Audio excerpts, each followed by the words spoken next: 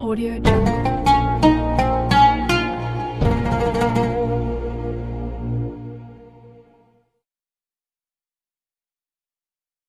Assalamualaikum warahmatullahi wabarakatuh. Masih bersama kami Nawakisna Podcast, bergerak, bertumbuh, berkembang, dan alhamdulillah selalu memberikan konten-konten edukatif, positif, informatif, dan tentunya bermanfaat bagi kita semua. Dan alhamdulillah pada kesempatan kali ini kami selaku host mendapatkan amanah dari tim untuk mewawancarai seorang alumni Pondok Pesantren Khozinatul Anawah yang berprestasi tentunya, yang pernah berkuliah di luar negeri dan lebih tepatnya berkuliah di negara Sudan gitu. Siapa lagi kalau bukan Kak Muhammad Maulana Ikram. Assalamualaikum Kak Ikram. Waalaikumsalam warahmatullahi wabarakatuh. Ya, Alhamdulillah bi khair wa anta kif ya akhi. Alhamdulillah bi khair. Jadi Kak Ikram ini merupakan alumni dari Pondok Pesantren Khozinatul Anawah, yaitu salah satu dari Asatidurul Awwalun 11 anak yang pertama kuliah pondok di Khozinatul Anawah, dan dia termasuk salah satu yang masih kecil dulu ya, masih MTS kelas 8 gitu ya. Mungkin dari berbagai sisi jenengan bisa menceritakan mulai dari awal mondok jenengan di Anawah sampai perjuangan jenengan berkuliah di Sudan gitu ya, dan terakhir bisa kembali lagi di Indonesia tentunya. Mungkin dari jenengan bisa diceritakan awal mula mondok tahun berapa, terus pernah berkontribusi di sisi apa saja mungkin. Ya, terima kasih buat host pada malam hari ini. Saya Muhammad Maulana Ikram. Waktu itu saya awal mondok di tahun 2013. Saya mondok di pesantren Khozinatul Ulum, tepatnya Pondok Pusat, yang diasuh langsung oleh Kiai Haji Muharrar Ali atau disebut Abayai Muharrar. Kemudian di tahun 2014, tepatnya kelas 8 MTS semester 2, saya pindah ke Pondok Khozinatul Ulum Anawah ini. Saya dan juga termasuk teman-teman ya disebut Asabiqunal Awwalun yang seperti dikatakan oleh host. Dan waktu itu saya kalau pagi masih ngaji Quran di Pondok Pusat langsung dengan Abayai Muharrar. Dan saya waktu itu menjabat juga menjadi bendahara ketika kelas 9 MTS di bendahara di Pondok Pesantren Khozinatul Ulum Anawah sampai kelas 10 Madrasah Aliyah Khozinatul Ulum Blora. Kalau di MTS saya juga menjadi waktu itu OSIS sebagai Menteri Pendidikan atau Seksi Pendidikan di kelas pas waktu kelas 8. Kemudian kelas 10 Aliyah saya juga menjadi OSIS sebagai Seksi Pendidikan juga. Itu. Terus dari sisi kehidupan di pondok mungkin di awal-awal sebelum mungkin kalau sekarang kan saya sudah sekitar 200-an lebih. Kalau dulu ketika awal-awal pondok santri masih sedikit, keadaannya mungkin bisa diceritakan sedikit. Ya, waktu itu bangunan PAUD Anawah itu udah ada, tepatnya TK, tapi depannya itu masih kayak lapangan. Dan lapangan tersebut ada genangan air yang masih dibuat mandi kayak hewan-hewan ternak kayak bebek atau sapi, masih kayak oro-oro katanya. Daunnya masih panjang sampai luas. Dan kita itu ya adalah teman saya kalau ke kamar mandi gak berani kalau malam, takut ya, juga takut karena masih banyak pring-pringan, kemudian masih gelap kayak gitu. Mungkin singkat cerita mungkin terus dengan sampai kelas 10, 11, 12 dan akhirnya memutuskan bisa berkuliah di Sudan mungkin ya. Iya. Mungkin apakah langsung berkuliah di Sudan atau mungkin Sudan adalah pilihan yang beberapa awalnya pengen kuliah di SPAI dulu atau di UIN atau di mana, mungkin bisa diceritakan? Ya, waktu itu tepatnya saya kelas 12. Saya mengambil jurusan IPS di MA Khozinatul Ulum ya karena beberapa alasan. Saya juga pengen mendorong teman-teman saya untuk bisa lulus bareng ya kan. Kemudian saya waktu itu nggak pengen meneruskan perkuliahan waktu itu, jenjang perkuliahan, karena saya mengambil inspirasi atau termotivasi dari Kiai Haji Bahauddin Nur Salim atau disebut Gus Bahak waktu itu, yang tanpa perkuliahan beliau cuman mondok di pondok pesantren salaf atau pondok kitab, nyatanya bisa kayak melampaui orang-orang yang kuliah kayak gitu. Jadi mikirnya saya kayak gitu, nyatanya bisa, jadi saya bisa mikir kayak gitu. Selang beberapa bulan saya mulai dapat hasutan atau ajakan dari Abah Ihsan, pengasuh pondok pesantren Khazinatul Ulum An-Nawah, Kak Ikrom harus kuliah kayak gitu. Kuliah kemana kayak gitu, yang penting harus kuliah. Setelah itu saya mikir, saya bilang saya nggak kuliah kayak gini-gini, saya pengen mondok pesantren salaf waktu itu. Kemudian beberapa selang hari, saya dengan keluarga saya sowan Kendalem, niatnya pengen pamitan saya yaitu pengen pulang bulanan katanya, dan ada hal penting di rumah waktu itu. Dan Abah Ihsan ini menyepil saya atau bilang ke orang tua saya, Kak Ikrom harus kuliah, kalau bisa malah di luar negeri kayak Kak Hasan Habib, karena Kak Hasan Habib yaitu tetangga saya dan juga senior saya di pondok Khazinatul Ulum An-Nawah ini. Dan saya melanjutkan waktu itu di Sudan, tetapi Sudan opsi saya terakhir. Opsi pertama yaitu waktu itu saya di Mesir. Nah, tetapi qadarullah saya nggak lulus karena ada ujian juga, ada ujiannya sampai beberapa tahap. Waktu itu saya lolos tahap pertama, tepatnya ujian saya di Jogja. Nah, tahap kedua saya nggak lolos lagi, dan juga mungkin jadi sebab ya dari ibu saya nggak meridhoi, karena takutnya nggak ada senior yang lulusan Khazinatul Ulum yang di Mesir kayak gitu. Jadi saya pikir panjang, kemudian saya melanjutkan perkuliahan di Sudan dengan lewat jalur NU waktu itu. Kalau untuk jurusan yang diambil di Sudan, waktu itu saya mengambil jurusan Dirosat Islamiyah. Kalau bahasa Indonesia yaitu studi Islam. Tapi studi Islamnya Timur Tengah dengan Indonesia itu beda. Studi Islamnya di Timur Tengah itu ada takhosusnya, yaitu ada hadis, kemudian ada akidah dan ataulah filsafat, kemudian yang ketiga ada sirah wa dakwah atau sejarah kebudayaan Islam dan komunikasi jadi satu gitu. Mungkin nggak ada culture shock atau mungkin kaget lah di sana, mungkin dari sisi makanan atau kehidupan yang mungkin berbeda lah jelas sama yang ada di Indonesia. Mungkin awalnya dari makanan nggak suka makan ini kayak gitu, atau mungkin dari kehidupan kalau orang Sudan sih kayak gini jadinya beda banget dari di Indonesia. Mungkin ada ya kayak gitu. Iya pastinya ada, kan rumah saya aslinya kan di Indonesia ya, apalagi negara tetangga. Waktu itu saya adaptasi sampai setahun lah, apalagi makanan waktu itu terkenalnya yaitu di sana kalau pagi pakainya roti, makanannya harus roti, biasanya dengan adas itu yaitu jagung yang direbus kemudian ditumbuk-tumbuk, kemudian dicampur air, ada juga bawang merah atau bahasa Arabnya itu basol ya, kemudian kita juga makan full. Di dalam ayat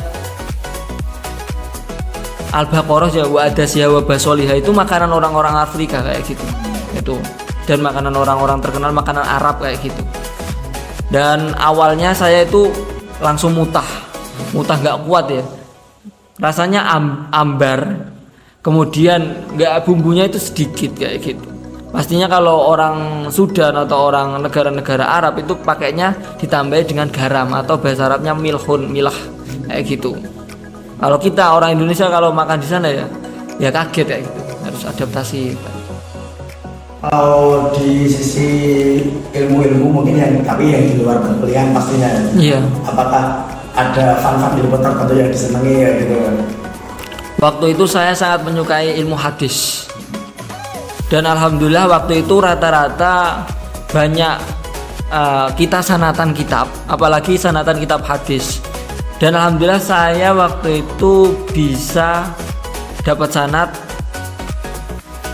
kutubu sitah dulu, kutubu sitah waktu itu 6 kitab hadis saya alhamdulillah dapat sanadnya, baik Sahih Bukhari, Sahih Muslim kayak gitu sampai sunan-sunannya ya alhamdulillah, Sunan Abi Dawud, Tirmizi, Ibnu Majah dan Nasai kayak gitu. Kemudian ada Al-Muwatta juga dapat alhamdulillah, dan kitab-kitab lain. Iya, alhamdulillah dapat. Kalau dihitung yaitu kutubut tis'ah ya. Iya kayak gitu. Dan lucunya di sana saya meninggalkan sanad kitab Sahih Bukhari saya dan kitab Sahih Muslim saya di sana. Sanadnya saya ketinggalan di sana, tapi yang lain di sini. Gitu.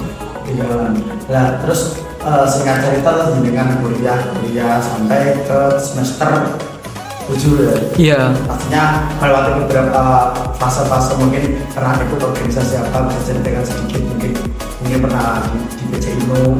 Ya, waktu itu saya ikut PCINU, pengurus cabang istimewa Nahdlatul Ulama. Kalau di luar negeri kan pasti namanya PCINU ya kayak gitu. Di Sudan khususnya itu. Menjadi waktu itu lembaga dakwah NU, LDNU, menjadi bendahara. Karena apa? Dari pondoknya bendahara, di sana juga ketarik dari bendahara lagi. Mungkin aura uang. Tapi tidak beruang ya. Belum beruang. Kemudian setelah itu menjabat sebagai Lazisnu selama 2 periode, juga menjadi bendahara lagi. Spesialis.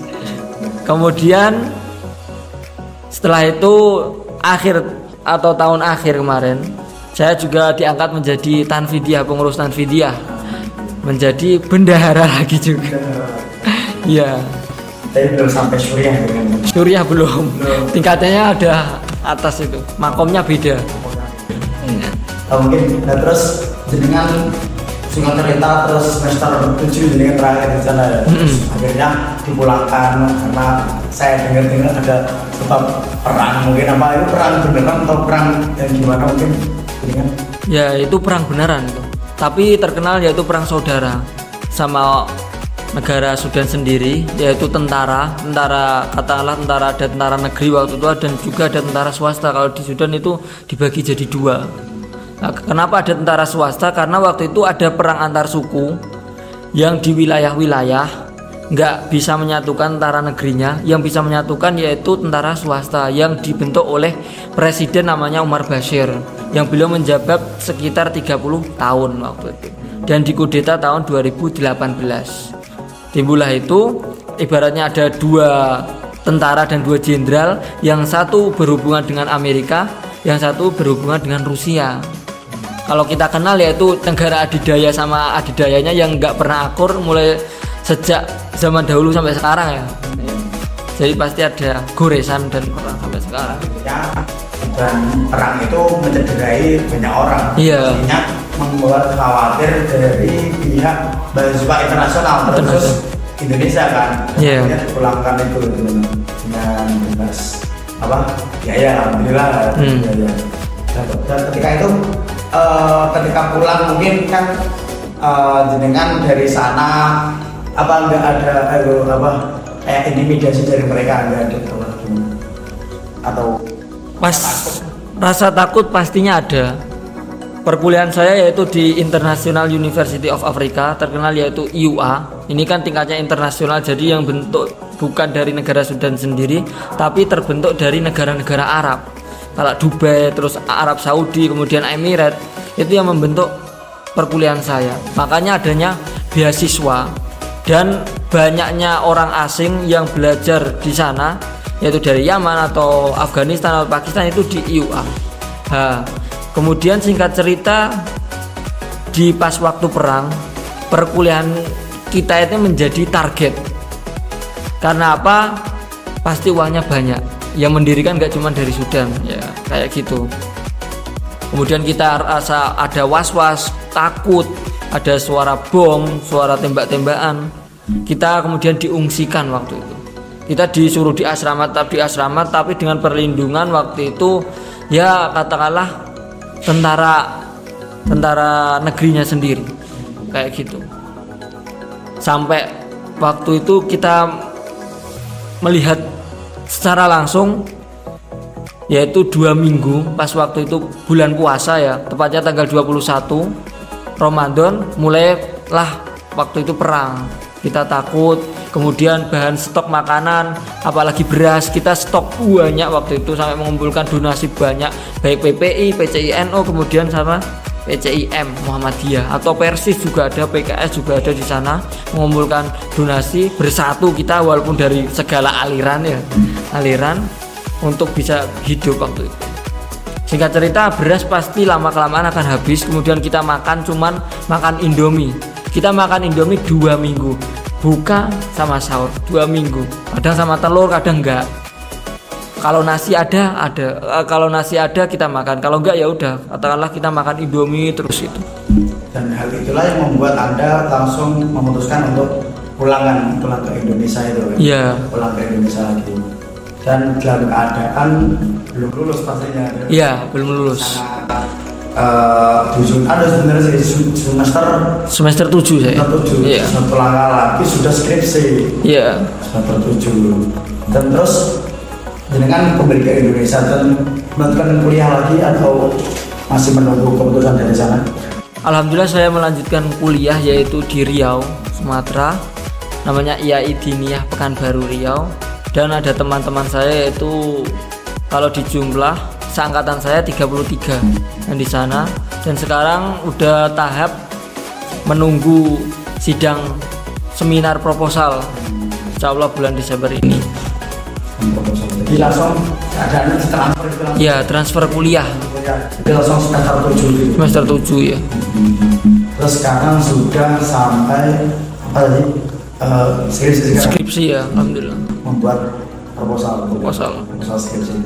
Terus ada nggak oleh judul mungkin bisa di-spill ya, spill judul skripsinya mungkin? Iya, itu judul saya implementasi peningkatan membaca Al-Quran dengan metode UMI saya. Iya.